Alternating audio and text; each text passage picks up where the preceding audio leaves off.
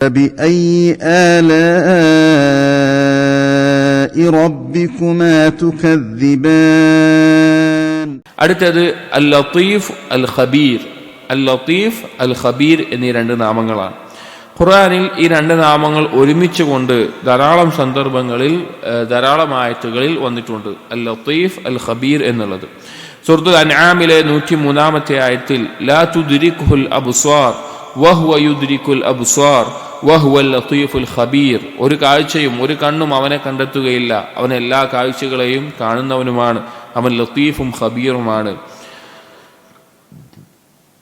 സൂറത്തുൽ ഹജ്ജിലെ 63-ാമത്തെ ആയത്തിൽ അലം തറ അന്ന അല്ലാഹ അൻസല മിനസ് സമാഇ മാഅ, നിങ്ങൾ കണ്ടിട്ടില്ല അല്ലാഹു സുബ്ഹാനഹു വ തആല ആകാശത്ത് നിന്ന് വെള്ളം ഇറക്കുന്നത്, ഫതുസ്ബിഹുൽ അർളു മുഖ്ളറ, അങ്ങനെ ഭൂമി പച്ചപ്പ് നിറഞ്ഞതാകുന്നത്. ഇന്നല്ലാഹ ലത്തീഫുൻ ഖബീർ, അല്ലാഹു തആല ലത്തീഫാണ് ഖബീറാണ്.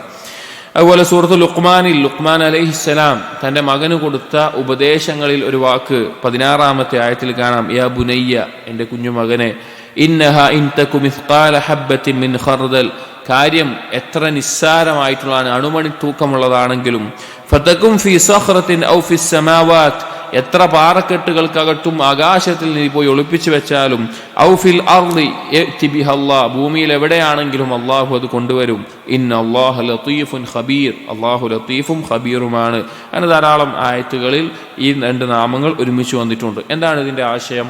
അൽ ഖബീർ എന്ന് പറഞ്ഞു കഴിഞ്ഞാൽ ഫമഅനാഹു അല്ലദി അദ്റക ഇൽമുഹു സറായിർ വത്തല അലാ മക്നൂനിൽ ളമായിർ വഅലിമ ഖഫായാതിസ് സുദൂർ, ഏറ്റവും ഗോപ്യമായിട്ടുള്ള സൂക്ഷ്മമായിട്ടുള്ള കാര്യങ്ങൾ അറിയുന്നവനാണ്, അതിനെ വരെ കണ്ടെത്തുന്നവനാണ്, അതെല്ലാം അവന്റെ അറിവിൽ ഉൾക്കൊള്ളുന്നവനാണ് എന്നാണ് ഖബീർ എന്നുള്ളതിന്റെ അർത്ഥം. മലയാളത്തിൽ സൂക്ഷ്മജ്ഞാനി എന്നോ അല്ലെങ്കിൽ ആ നിരക്ക് പറയാവുന്ന ഏറ്റവും സൂക്ഷ്മമായ ഒരു കാര്യത്തെ അറിയുന്നവൻ, ഏറ്റവും നിസ്സാരമായിട്ടുള്ള, ഏറ്റവും ചെറുതാണെങ്കിലും ഏറ്റവും ഗോപ്യമായിട്ടുള്ളതാണെങ്കിലും അതിനെ വരെ കൃത്യമായി അറിയുന്നവനാണ് അൽ ഖബീർ എന്നുള്ളത്. ഇപ്പൊ ഇൽമിനെ പറ്റി പറഞ്ഞപ്പോൾ ഇഹാത്തത്തിനൊക്കെ പറഞ്ഞല്ലോ, അതേ ആശയം തന്നെയാണ് ഖബീർ എന്നുള്ളതിന്റെ ആശയം വരുന്നത്. ഇനി അൽ ലത്തീഫ് എന്നുള്ളത്, ലത്തീഫ് എന്നുള്ളതിന് രണ്ട് അർത്ഥങ്ങളാണ് നമുക്ക് കാണാൻ സാധിക്കുക. അള്ളാഹുവിന്റെ ലത്തീഫ് എന്നുള്ള നാമത്തിന് രണ്ട് അർത്ഥങ്ങളാണ്.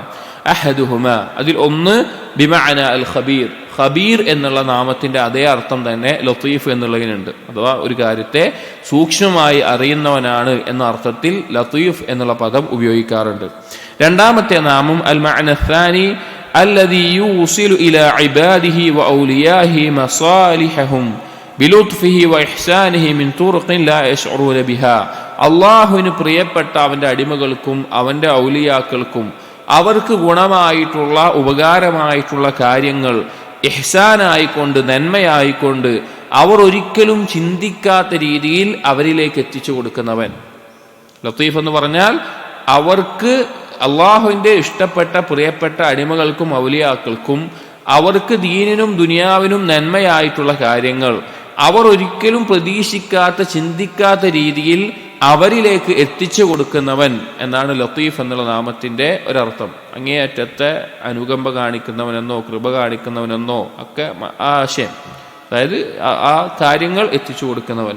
ഇബ്നുൽ ഖയ്യിം റഹിമഹുല്ലാഹ് അദ്ദേഹത്തിന്റെ നൂനിയയിൽ ലത്തീഫ് എന്നുള്ള നാമത്തെ പറ്റി പറയുന്നത് കാണാം.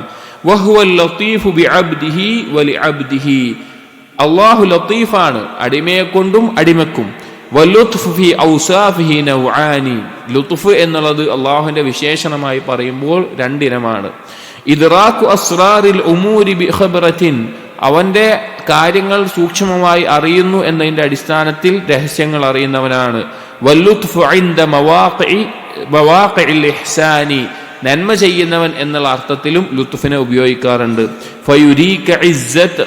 ഫയുരീക ഇസ്സതുഹു വയുബ്ദി ലുത്ഫഹു വൽ അബ്ദു ഫിൽ ഗഫലാത്തി അൻദ ശാനി, ഒരടിമ അവൻ ചിന്തിക്കുന്നതിനല്ല അതിനെ കുറിച്ച്, പക്ഷെ ആ സമയത്ത് പോലും അള്ളാഹുവിന്റെ ഇഹ്സാനായിക്കൊണ്ട് അവൻ ലുത്ഫ് കാണിക്കുന്നത്, അവൻ അങ്ങേയറ്റത്ത് ഈ ഔദാര്യങ്ങൾ ചൊരിയുന്നത് ഒരാൾക്ക് കാണാൻ സാധിക്കും എന്ന് ഇബ്നുൽ ഖയ്യിം റഹിമഹുല്ലാഹ് പറയാം. അപ്പോൾ അള്ളാഹുവിൻ്റെ ലുത്ഫ് എന്ന് പറഞ്ഞാൽ അവൻ്റെ പ്രിയപ്പെട്ട അടിമകൾക്ക് അവൻ രഹസ്യമായി അല്ലെങ്കിൽ ഒരിക്കലും ചിന്തിക്കാത്ത പ്രതീക്ഷിക്കാത്ത രീതിയിൽ അവർക്ക് നന്മയായിട്ടുള്ള കാര്യങ്ങൾ ഒരുക്കി കൊടുക്കുന്നവനാണ്. ഇത് അള്ളാഹുവിൻ്റെ റഹ്മത്തിൽപ്പെട്ടതാണ്. റഹ്മത്തുൽ ഖാസ, പ്രത്യേകമായിട്ടുള്ള അവൻ്റെ അടിമകൾക്ക് വെച്ചിട്ടുള്ള റഹ്മത്തിൽപ്പെട്ടതാണ്. അതിൻ്റെ കാരണം അടിമക്ക് മനസ്സിലാവുന്നില്ല. അള്ളാഹു ലത്തീഫാണെന്ന് പറയുമ്പോൾ അവൻ അവൻ്റെ ഇഷ്ടപ്പെട്ട അടിമക്ക് കൊണ്ടുവന്ന് തരുന്ന ആ മസ്ലഹത്തുകൾ, നന്മകൾ, അത് എങ്ങനെ വരുന്നോ, എവിടുന്ന് വരുന്നോ, എങ്ങനെ സംഭവിക്കുന്നോ ഒന്നും തന്നെ ഒരടിമ ചിന്തിക്കാത്ത രീതിയിലായിരിക്കും ലത്തീഫായ അള്ളാഹു സുബ്ഹാനഹു വ തആല അതിനെ നടത്തുക. അതുകൊണ്ട് തന്നെ എല്ലാവിധ വാഹിറും ബാത്തിനുമായിട്ടുള്ള നന്മകൾ ആ നാമത്തിലൂടെ ലഭിക്കും. എല്ലാവിധ ദോഷങ്ങളിൽ നിന്നും തടസ്സം അതിൽ നിന്ന് ലഭിക്കും. എല്ലാവിധ നന്മകളിലേക്കും സഹായം ലഭിക്കും. അങ്ങനെ എല്ലാ കാര്യങ്ങളും ലഭിക്കും. അതുകൊണ്ടാണ് യൂസുഫ് നബി അലൈഹിസ്സലാമിന്റെ ചരിത്രത്തിൽ അവസാനത്തിൽ കാണാം, സൂറത്ത് യൂസുഫിലെ 100-ാമത്തെ ആയത്തിൽ യൂസുഫ് നബി അലൈഹി സ്വലാമിന്റെ ജീവിതത്തിൽ ഒരുപാട് ഘട്ടങ്ങൾ കടന്നുപോയി. തുടക്കത്തിൽ സ്വന്തം സഹോദരന്മാർ പൊട്ടക്കിണറ്റിലെറിഞ്ഞു, അവിടുന്ന് രക്ഷപ്പെട്ടു, വീണ്ടും ജയിലിലായി. അതുപോലെ തന്നെ ബാക്കിയുള്ള ഒരുപാട് പരീക്ഷണങ്ങൾ വന്നു, രാജാവായി, അല്ലെങ്കിൽ രാജപദവിയിലെത്തി. അങ്ങനെ കുറേ കാര്യങ്ങൾ നടന്നു. ഇതൊക്കെ കഴിഞ്ഞിട്ട് അള്ളാഹുവിന് നന്ദി കാണിച്ചുകൊണ്ട് പിന്നെ വീണ്ടും സഹോദരങ്ങളെയും മാതാപിതാക്കളെയും എല്ലാവരും ഒരുമിച്ച് കിട്ടി. ആ സമയത്ത് യൂസുഫ് നബി അലൈഹി സ്വലാം പ്രാർത്ഥിച്ച പ്രാർത്ഥനയുടെ അവസാന വാക്കെന്താ? ഇന്ന റബ്ബി ലത്തീഫുൻ ലിമാ യശാ. എൻ്റെ റബ്ബ് അവൻ ഉദ്ദേശിക്കുന്നവരോട് ലത്തീഫാണ്.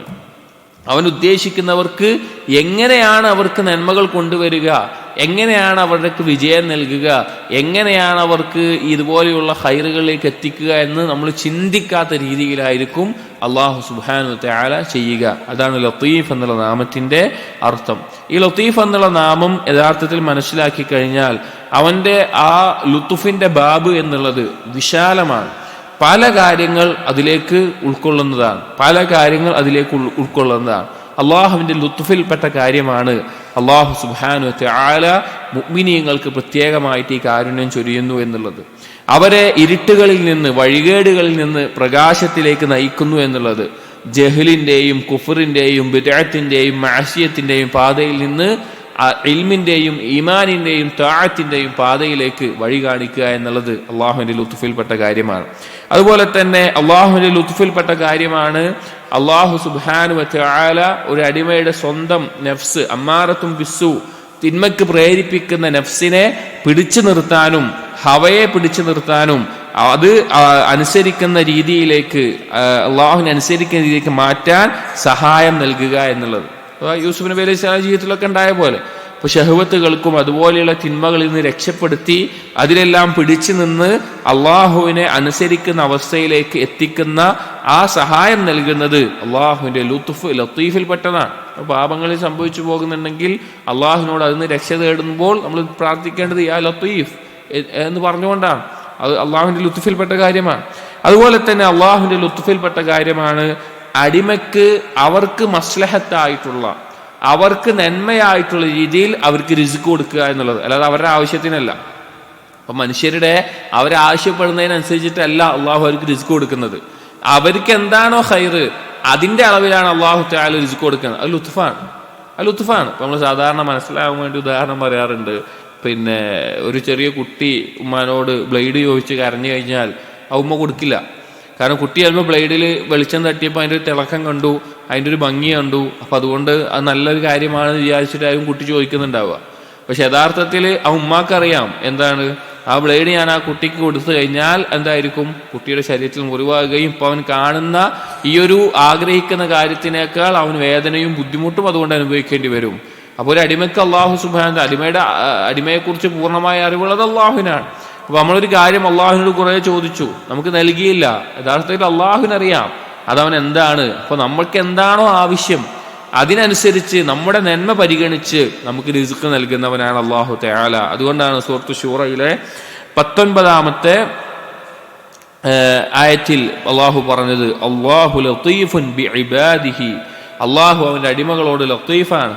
യർസുഖു മൻ യശാ, അവൻ ഉദ്ദേശിക്കുന്നവർക്ക് റിസ്ക് നൽകുന്നു. വഹുവൽ ഖവിയ്യുൽ അസീസ്, അവൻ സർവശക്തനാണ്, സർവപ്രതാപിയുമാണ് എന്ന് പറയുന്നത്.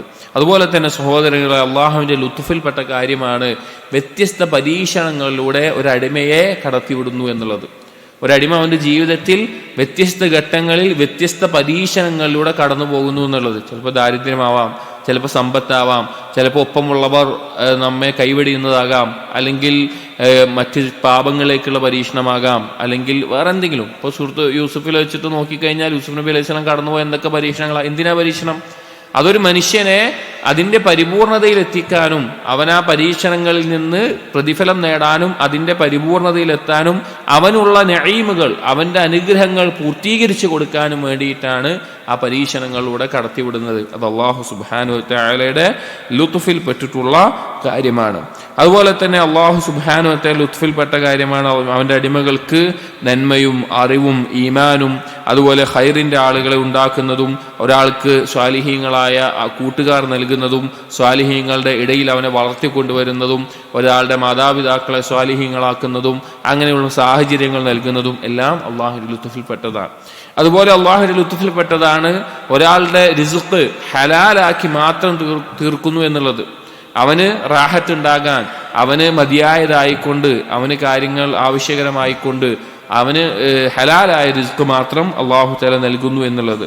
അതുപോലെ തന്നെ മറ്റ് അള്ളാഹുവിന്റെ ലുത്ഫിൽപ്പെട്ട കാര്യമാണ് ചില മുസീബത്തുകൾ ബാധിക്കുന്നത് വഴി അവന് സ്വബർ പരിശീലിക്കാൻ വേണ്ടി, അള്ളാഹു സുബ്ഹാനഹു വ തആലയുടെ സ്വബർ പരിശീലിക്കാൻ വേണ്ടി ചില മുസീബത്തുകൾ അവൻ നൽകുന്നത്. അങ്ങനെ ആ സ്വബർ പരിശീലിച്ച് ഉന്നതമായ ദറജയിലേക്ക് അവൻ എത്തുകയും അള്ളാഹു സുബ്ഹാനഹു വ തആലയിൽ മാത്രം പ്രതീക്ഷ വെക്കുന്ന, അള്ളാഹുവിൽ മാത്രം ആശ്രയിക്കുന്ന ഉന്നതമായ അവസ്ഥയിലേക്ക് അവനെ എത്തിക്കുകയും ചെയ്യുക എന്നുള്ളത്.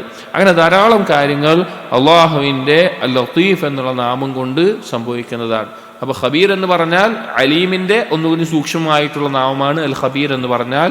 അൽ ലത്തീഫ് എന്നുള്ളത് നേരത്തെ പറഞ്ഞ അവൻ ഇഷ്ടപ്പെട്ട അവന്റെ അടിമകൾക്ക് അവർക്ക് മസ്ലഹത്തായിട്ടുള്ള ഖൈറായിട്ടുള്ള നന്മയായിട്ടുള്ള കാര്യങ്ങൾ അവർ ഒരിക്കലും ചിന്തിക്കാത്ത, ഒരിക്കലും പ്രതീക്ഷിക്കാത്ത രീതിയിലൂടെ അവർക്ക് ഉണ്ടാക്കി കൊടുക്കുന്നവൻ. അത് പല രീതിയിലായിരിക്കാം, അത് നമുക്കറിയില്ല.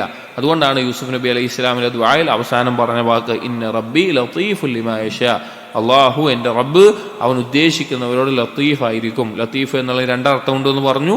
ഒന്ന് ഖബീർ എന്നുള്ള അർത്ഥം തന്നെ, രണ്ട് ഈ പറഞ്ഞ നേരത്തെ പറഞ്ഞ അർത്ഥമാണ് രണ്ടാമത്തെ അർത്ഥം എന്നുള്ളത്. ഈ രണ്ടർത്ഥത്തിലും ഖുർആനിൽ ഉപയോഗിച്ചത് കാണാം. سبحانك اللهم وبحمدك أشهد أن لا إله إلا أنت أستغفرك وأتوب إليك وصلى الله على نبينا محمد وعلى آله وأصحابه أجمعين والحمد لله رب العالمين.